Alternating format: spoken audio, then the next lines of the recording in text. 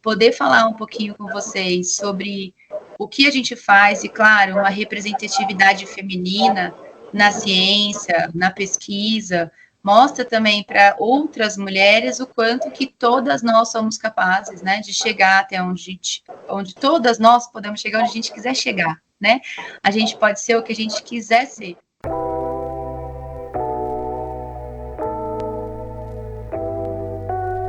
Olá, ouvintes!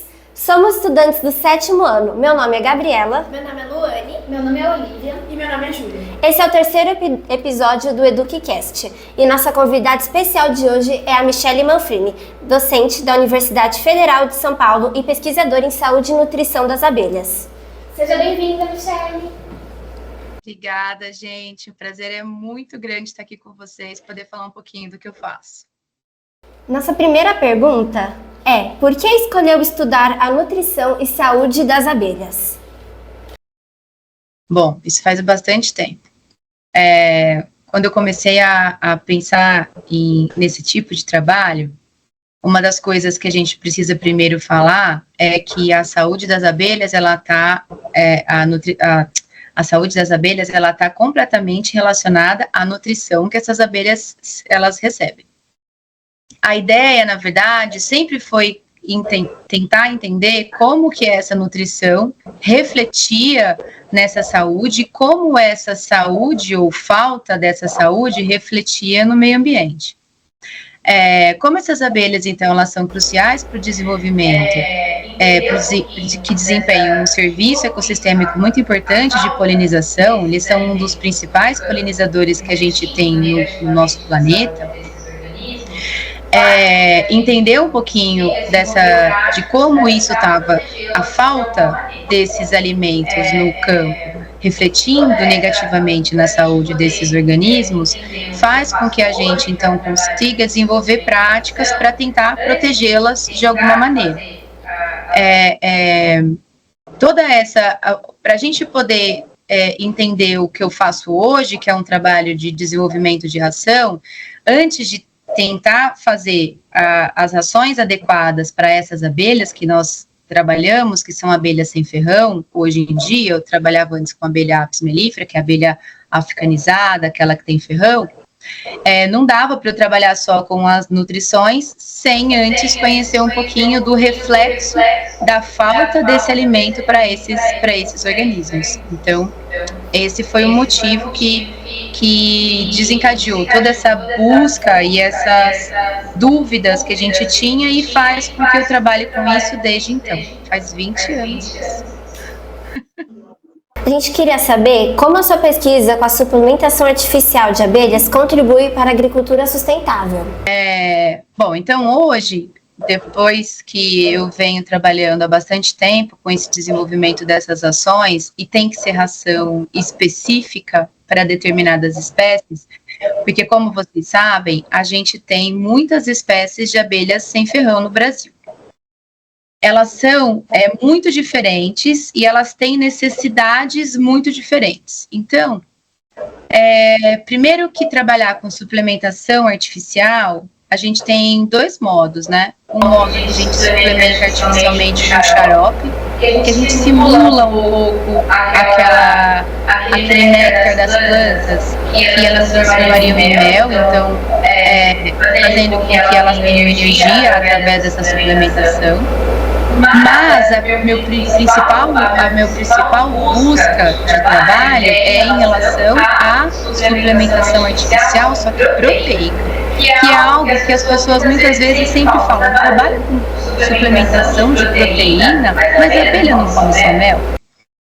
A abelha, ela se alimenta tanto de néctar e transforma em mel, quanto ela busca os pólens nas plantas. Então, trabalhar com essa suplementação proteica hoje faz com que a gente tenha uma condição de, em momentos de escassez no campo, entregar para elas um produto que faça com que elas tenham condição de se manter estáveis e melhore também a qualidade da saúde interna de todas as colônias. Por quê? A falta de produtos de alimentos proteicos para essas abelhas, normalmente, que é o caso pólen, faz com que tenha um declínio de produção.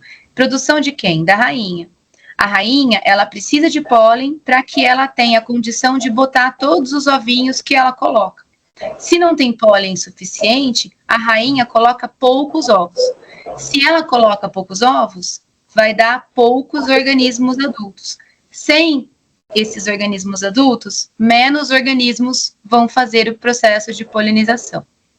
Então, uma das fontes do processo de estudo, a busca dessas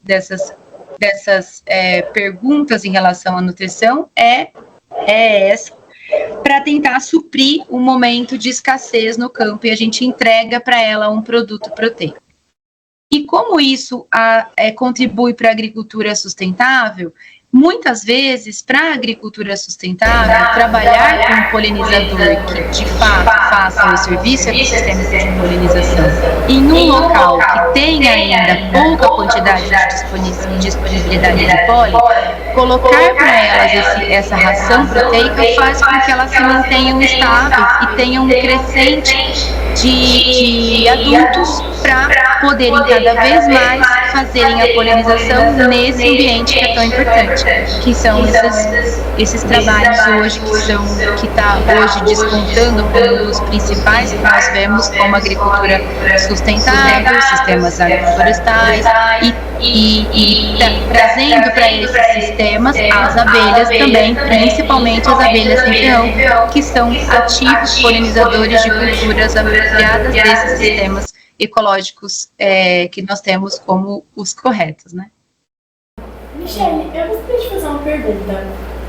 Onde a gente pode encontrar as abelhas sem ferrão?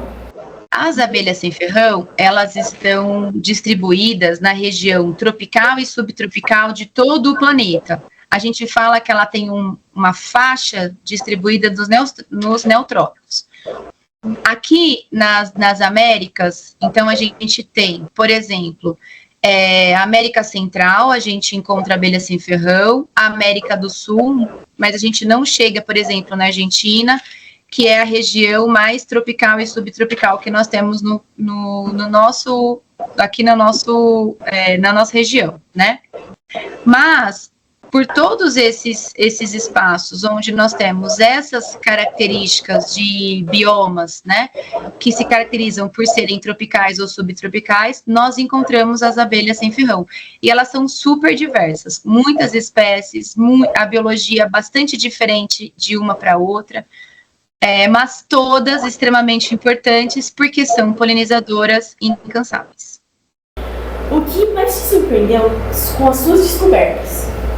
Falando principalmente dessa fase que eu tenho, né, eu já trabalhei com algumas coisas, mas principalmente sobre o tema dessa entrevista, né, que são a questão das nações, é pensar o quanto que a falta do alimento, principalmente proteico, ele reflete negativamente na saúde desses bichos. Não só nos indivíduos. Os indivíduos sofrem por estarem mal alimentados, né, por estarem mal nutridos. Muitas vezes eles acabam sucumbindo a pragas, parasitas, a questão dos agrotóxicos que estão muito presentes. Então, estando mal alimentados, eles vão ter um reflexo mais negativo na saúde.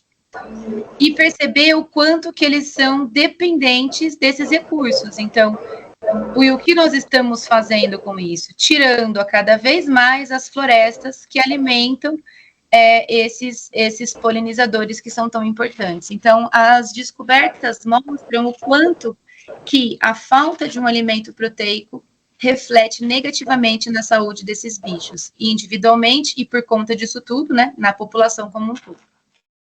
O que você queria ser quando você era criança? Bom, eu não sei muito bem. Quando eu era criança, eu não me lembro exatamente o que eu queria ser. Eu só lembro que eu gostava muito de bicho. Eu sou bióloga de formação. Mas todos os bichos que eu gostava, claro, como a grande maioria, os bichos fofos, né? Que o cachorrinho, o gatinho, os bichinhos fofos, só que eu gostava também de inseto. que é algo que não é muito comum das crianças gostarem, mas principalmente das formigas. Quando eu fui ficando mais velha e eu tinha que escolher uma profissão, que eu fui escolher fazer biologia, logo que eu escolhi a biologia foi por conta de gostar de bicho, de maneira geral, principalmente os insetos, é claro. E depois, na graduação, eu fui procurar um professor que trabalhasse com formiga. Não achei ninguém que trabalhasse com formiga, mas achei um que trabalhava com abelhas. E daí eu fiquei. Nunca mais eu saí das abelhas. Se você fosse uma abelha, qual abelha você seria? Eu acho que eu seria uma abelha rainha.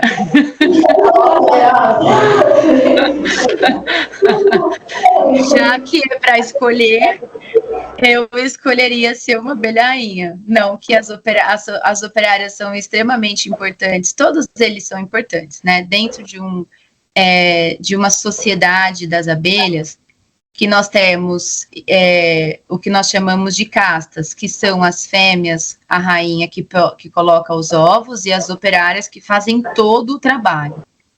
E nós temos os machos, que são responsáveis pela fecundação, principalmente. Macho quase não trabalha dentro de uma sociedade das colônias, das abelhas, tá?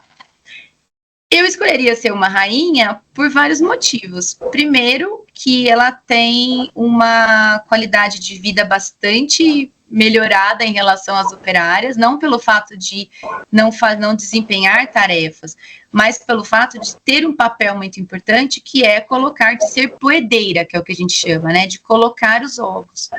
Então, uma rainha, ela precisa ser muito bem cuidada, porque a rainha está no topo do que a gente chama dessa pirâmide dessa sociedade.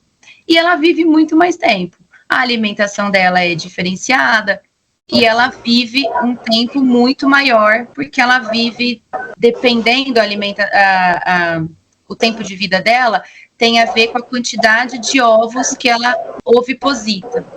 Então, depende da espécie, mas ela vive em relação às operárias, um tempo muito maior. Então, eu acho que eu seria uma rainha. Você gosta de assistir filmes? Bastante. Qual é o seu filme favorito? Nossa, gente, favorito? Pode ser gênero? Pode. Bom, se fosse escolher gênero de filme, eu escolho comédia romântica, que é a coisa que eu gosto de fazer sem ter muita preocupação. Porque eu acho que muitas vezes o meu dia a dia ele é puxado, então eu gosto de ter algo para assistir que eu não preciso ficar muito tempo. E gosto muito de documentário. Legal. Eu também adoro muitas comédias românticas. Não que um bom drama, né? Não assista também, só não assisto filme de terror. Michele, como você é professora, você deve ser uma pessoa muito ocupada. Como que você arruma tempo para fazer suas pesquisas? Na verdade, a gente... vou falar da realidade da Universidade Pública Federal, tá? Nós somos os professores das universidades federais estaduais também, mas nós somos contratados para a gente fazer 4 tipos de tarefa. A gente faz ensino, tanto na graduação quanto na pós-graduação, pesquisa, extensão, tipo isso que eu estou fazendo hoje com vocês, tá? E gestão. Gestão, a gente assume diversas posições dentro da universidade para gerir a universidade. Então, a gente não dá uma quantidade de aula muito extensa. A gente tem, em média, por semana, de 8 a 12 horas de aulas. O restante desse tempo a gente usa para fazer essas outras coisas, que é bem pesado também. Mas a gente não dá, por exemplo, todas as manhãs e tardes de aula. Por quê? Porque a gente tem um outro tempo para fazer a pesquisa, orientar os alunos. Então, a gente tem sempre dentro da pesquisa alunos que estão na graduação, que nós chamamos os alunos de iniciação científica, que são aqueles que vão começar a experienciar a ciência, alunos de TCC, que fazem trabalho de conclusão de curso, que ainda estão na graduação. Nós temos também alunos de mestrado e alunos de doutorado. Então, assim, o tempo, ele é bem... A gente tenta distribuir bem esse tempo. Claro que muitas vezes tem semanas melhores, semanas piores, mas a gente tem que fazer tudo isso dentro do nosso trabalho. Que você agir conta pra gente, que você é alérgica a abelhas. Como que você reagiu quando você descobriu isso? Então, isso foi no meu doutorado. Eu fazia o meu doutorado com abelhas africanizadas, que é aquela abelha que eu contei para vocês no começo aqui dessa conversa, que são aquelas abelhas que têm ferrão. A abelha bem comum, que quase todo mundo lembra, tá no imaginário de quase todo mundo, que é aquela abelhinha que tem um abdômen amarelinho e preto. Tá? A abelha do Bimove, pronto. Essa abelha, ela tem ferrão. Como eu eu fazia doutorado na USP de Ribeirão Preto, lá é muito calor, para ir para o apiário, a gente tem sempre que colocar roupa específica, né, para trabalhar com apis. Então, tinha que se paramentar com aquela roupa, que a gente chama de EPI, né, aquele chapéu, a roupa, a luva. Só que muitas vezes, porque por estar muito quente, eu acabava indo muito sem luva ou sem a bota e acabava tomando umas ferroadas. Então, por muito tempo, eu acabava tomando algumas ferroadas e ao invés do meu organismo se dessensibilizar, desculpa, que é tipo, tem gente que vai tomando muito ferroada e o organismo vai criando anticorpos e quando você toma ferroada de novo, ele entende e vai melhorando. O meu, ele se sensibilizou. Então, eu fui tendo reações alérgicas que foram piorando a cada ferroada que eu levava. Então, primeiro inchava, se eu levava na mão, se eu levava no pé, se eu levava em algum local do corpo, ficava inchado e quente. Depois, com o tempo, começou a passar a coçar. Tinha muita coceira. Depois, eu tive umas coceiras assim aqui na garganta. Quando eu tive essa coceira na garganta, eu fiquei preocupada, porque eu falei, pode ser alguma questão mais séria, né? De edema de glote, que é quando incha e fecha os canais, a gente não respira nem pela boca, nem pelo nariz.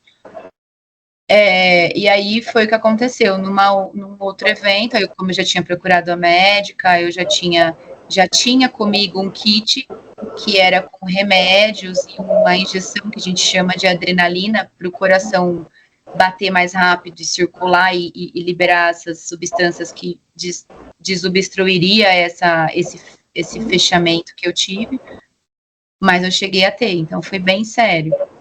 E eu fiquei muito chateada, porque uma das coisas que eu mais gostava de fazer era ir para o apiário e trabalhar com as abelhas. E depois que que eu fiz os testes e eu vi que eu estava num grau de alergia muito avançado, eu fui proibida de ir para o apiário. Então, assim, isso me trouxe uma tristeza muito grande, porque eu sempre gostei muito de trabalhar com as abelhas no campo.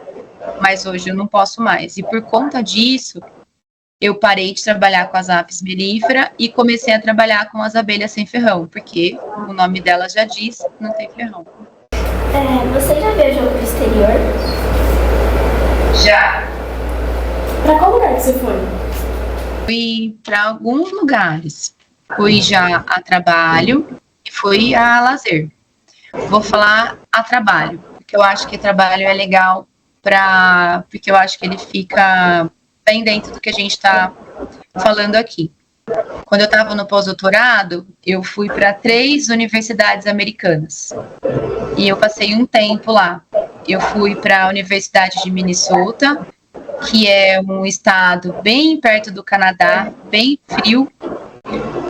Depois eu fui para o estado da Pensilvânia, numa universidade que chama Penn State University. E depois eu fui para a Universidade da Flórida, que fica em Gainesville, a 1 hora de Orlando. Esse foi legal.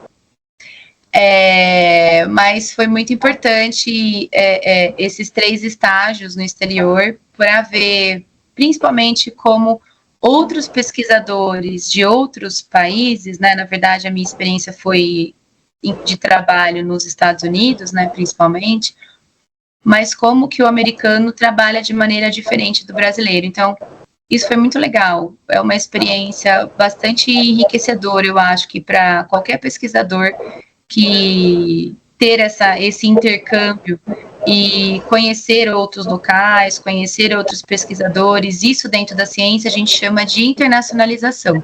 Então, isso é muito importante para os pesquisadores. Então, assim, a gente sempre preza dentro da pós-graduação que depois os alunos de pós-graduação também façam visitas para outros laboratórios, conversem com outros pesquisadores para poder trocar experiências, né? E outras coisas que eu já fiz bastante foi viajar para fora, mas para congressos internacionais, principalmente, que aí um outro olhar. É um olhar onde você vai ter trocas de experiências com outros pesquisadores e apresentar o trabalho que a gente fez no Brasil. Então, assim, a gente não tem aquela experiência de laboratório igual eu tive indo para os Estados Unidos, mas é bastante enriquecedor também. Michele, você fala uma outra língua sem ser o português? Só o inglês. Gostaria de falar o alemão, mas não tenho condição. Acho muito difícil. Um dia, quem sabe, quando eu tiver tempo para estudar. Perguntar para vocês, na verdade, qual foi o interesse em... Eu sei que eu acho que pode ter sido motivação da Giovana, mas vocês, para chegarem nessa entrevista, vocês devem ter feito algumas buscas de informações. Então, o que vocês acharam desse tipo de trabalho desenvolvido na universidade e se vocês faziam ideia que existia algum tipo de trabalho como esse? Nós fazemos parte do complementar e a gente sempre tem reuniões na biblioteca que a gente discute bastante e está também envolvido na mostra que a gente vai ter essa semana, que são sobre as mulheres cientistas. E a gente queria agradecer muito você ter aceitado o nosso convite, que é muito importante pra gente. Eu agradeço mais uma vez, gente. Obrigada. Tchau, beijos. Tchau, ouvintes.